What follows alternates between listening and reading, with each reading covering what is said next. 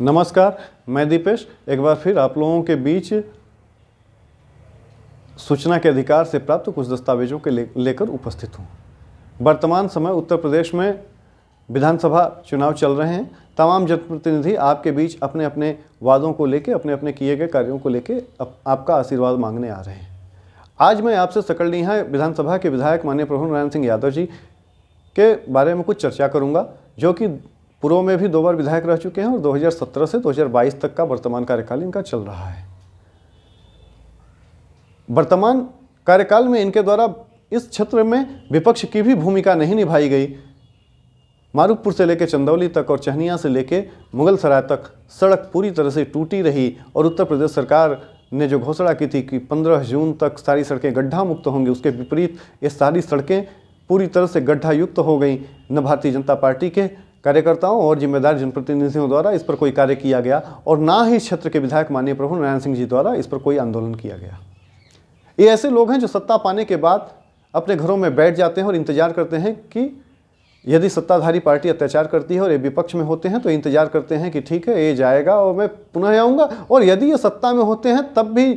जो है केवल अपना भला कैसे हो उस पर विचार करते रहते हैं। मैं माननीय प्रभुनारायण सिंह जी से यह प्रश्न करना चाहूँगा कि जब ये सड़क बनी और ओवरलोड वाहन यहाँ जा रहे थे तो बलुआ और सैदपुर में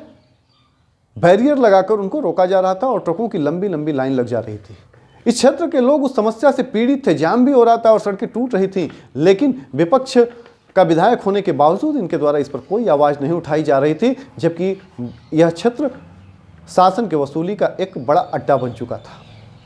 भारतीय जनता पार्टी के भी नेता जो कि दम भरते हैं कि हमारी सरकार साफ सुथरी रही है, यह प्रमाणित करने के लिए पर्याप्त है और ट्रकों की लंबी लंबी लाइन यह बताने के लिए पर्याप्त है कि वसूली हो रही थी या नहीं हो रही थी। 2002 से 2007 तक विधायक रहने के दौरान माननीय प्रभुनारायण सिंह जी द्वारा नाली खड़ंजा का कुछ काम किया गया, लेकिन एक काम बड़े पैमाने पर किया गया, उसको मैं आपके बीच रखना चाहूँगा।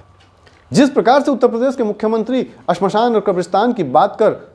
विपक्ष पर हमला करते हैं और श्मशान पर किए गए अपने कार्यों को सही ठहराते हैं, उनके सांसद रवि किशन जी उनके सामने जो है श्मशान की प्रशंसा कर चुके हैं, तो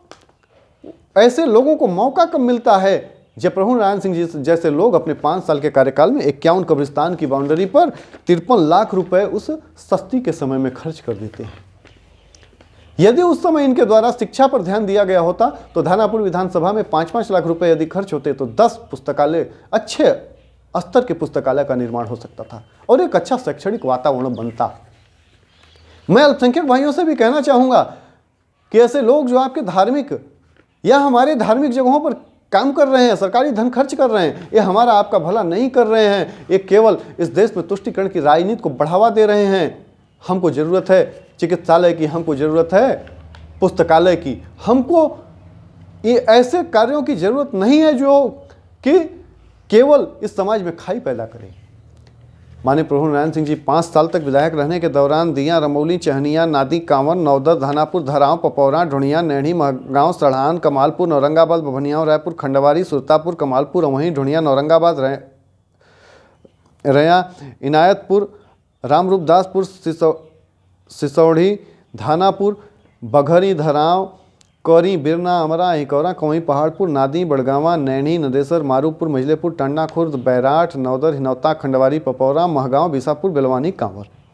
इन सभी गांवों में 53,12,500 रुपए कब्रिस्तान की बाउंड्री पर खर्च कर दिए। इनके द्वारा कभी भी चहनिया विकास खंड में चहनिया के स्वास्थ्य केंद्र के भीतर, जो कि आज 10 साल से अधूरा पड़ा हुआ अस्पताल है, उसको पूरा कराने के लिए कभी आवाज़ नहीं उठाई गई।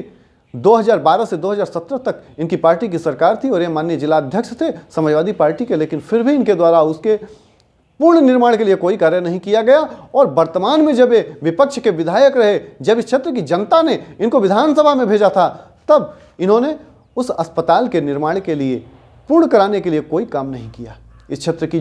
जनता गरीब है, जो गरीब हैं, असहाय, जो बाहर जाके इलाज नहीं करा पाते, यदि वो बना होता तो निश्चित रूप से उनके इलाज का पूर्ण प्रबंधन हो गया होता। लेकिन इनके द्वारा विधानसभा में शिक्षा, स्वास्थ्य, रोजगार जैसे मुद्दों पर चुप्पी साध ली जाती है। निश्चित रूप से सकलडीहा विधानसभा के प्रबुद्ध नागरिक होने के नाते आप सभी लोगों से मेरा आग्रह है कि ऐसे गूंगे बहरे लोग जो आपकी आवाज़ न बन सकें, यदि आपके यहाँ वोट मांगने आते हैं, ध्रुवीकरण की राजनीति के केंद्र बनने वाले लोग यदि आपके यहाँ वोट मांगते हैं तो इनको नकारिए और इनको बताइए कि नहीं, अब हम वोट कब्रिस्तान स्मशान पर नहीं, जाति पर नहीं, बल्कि हम विकास पर करेंगे। जय हिंद, जय भारत।